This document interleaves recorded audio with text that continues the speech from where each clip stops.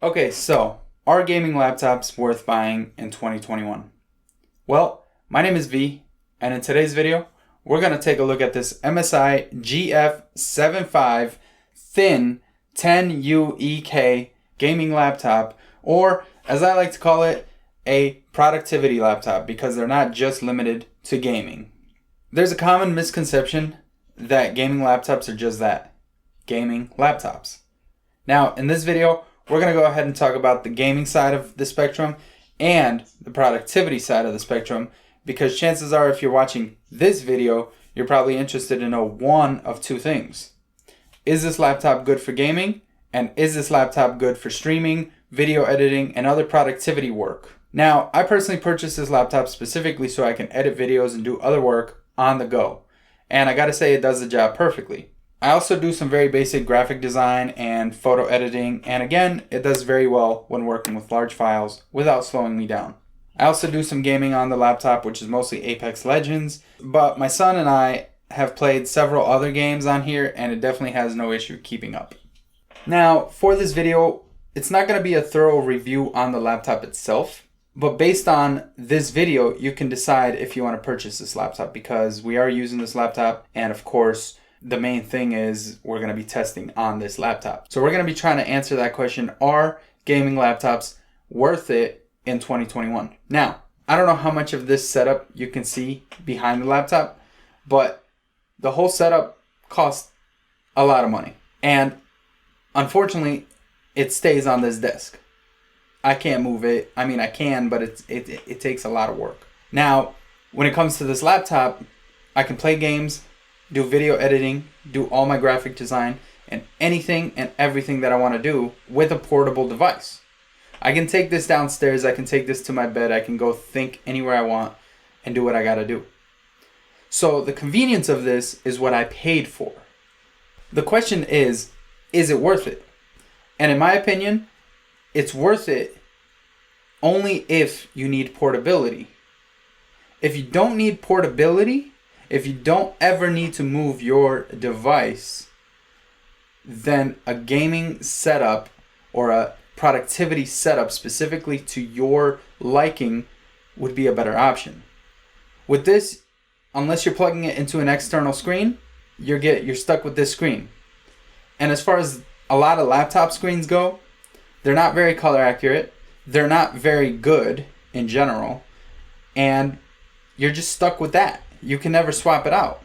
I mean, that to me alone is a big downside, right?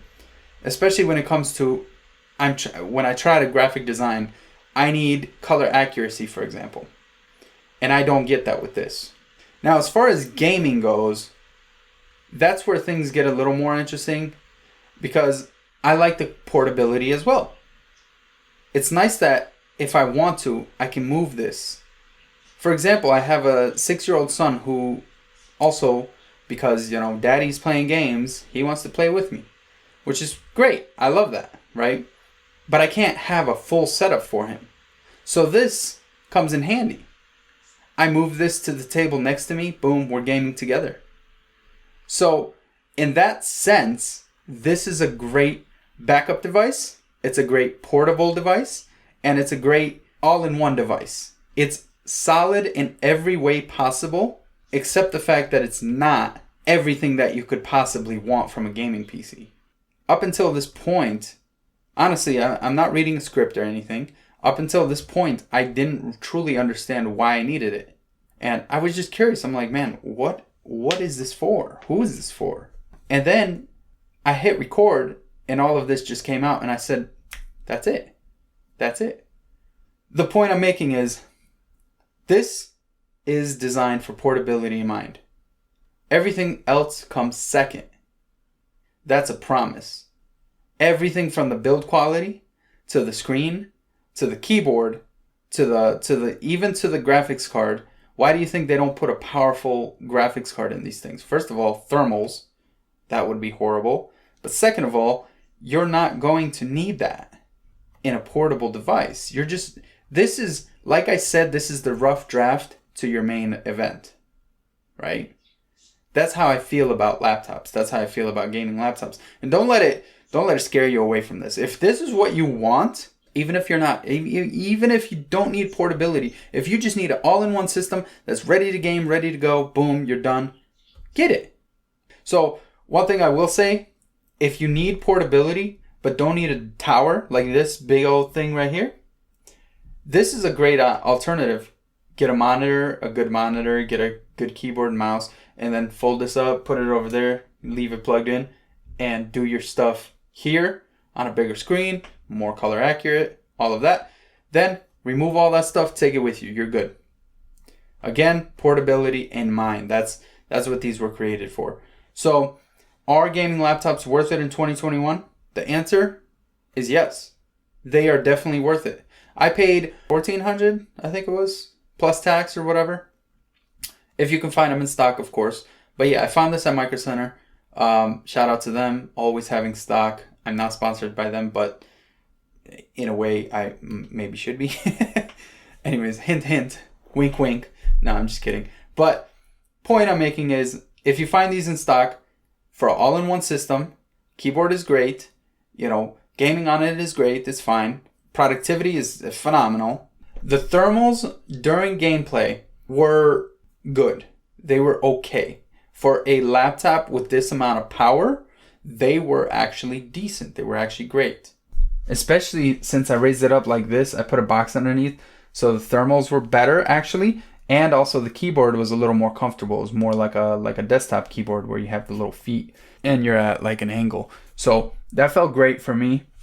We got into the 90s on CPU temp plenty of times during gameplay, but I would say more consistently in the 80s degrees Celsius, by the way. So fairly hot, fairly warm, but it was okay. You know, for a laptop, that's okay. That's actually pretty decent. Now, GPU temps, surprisingly, on high settings, on Apex Legends, highest settings possible, were very good. Editing video, very good. In Apex, I think GPU got up to 65 to 75 degrees Celsius max, and that's 100% settings. We were running at 120, 30, 40 FPS-ish, somewhere around there. It just kept fluctuating. Thermal throttling was not really an issue. I didn't notice anything since I've been using this laptop. But again, I mostly use it, you know, to edit videos on Filmora. So that's something to keep in mind. Thermal throttling, not really an issue. It does get a little warm up here, but everything down here actually stays very cool. So when you have your hand over here resting, it does not get super hot or weird. So overall, thermals, good. I call it a win. During video editing, I got 55 to 65 degrees Celsius while doing some serious 4K video editing on GPU temps. CPU is the one that keeps getting warmer, but you know, that's just what to expect with this laptop specifically. If you start getting in the high 90s or even hundreds, then you might start worrying about something. But other than that, this one, perfect.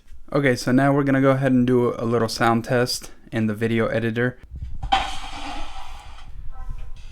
And you can see the mic right here. Hey guys, V here. And in today's video, I'm gonna show you this beautiful RTX 3060 MSI gaming laptop. So I went ahead and bought this today so I can make a few videos out of it. It's like this brushed aluminum look. It's all black, very aesthetically pleasing. So that's on full volume. Now you can hear how loud it got.